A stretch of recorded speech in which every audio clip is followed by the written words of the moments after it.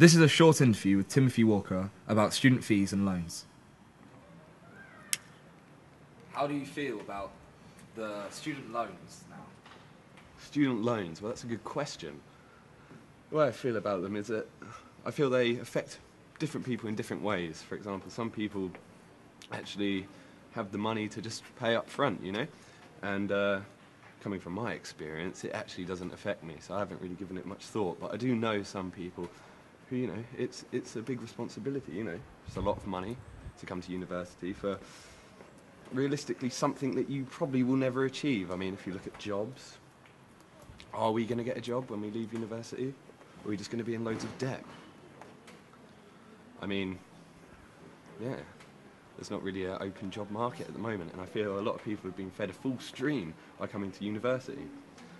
You know, a lot of industries are very hard to get into. It's usually not what you know, but who you know. And so, I mean, you take that risk. You've got to roll the dice, I'm afraid, and see if it's actually worth it. How do you feel about the finance situation with the loans? What do you mean, like budgeting your money? Yes. Yeah? Well, for example, with the student loan, I received a student loan on one of my bank accounts, but I am actually not in control of my own finances. My father has taken up the reins on that enterprise and sends me a weekly sum of money. To be honest, I think every student finds it quite difficult. I mean, you know, I spend a lot of money on stuff that I really shouldn't, but it's a learning curve, you know, it's something that we all have to learn, and I think for later on in life it is a good thing to know, you know.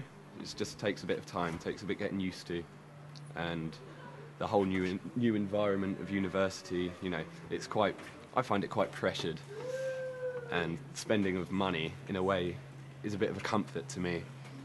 So it is quite difficult.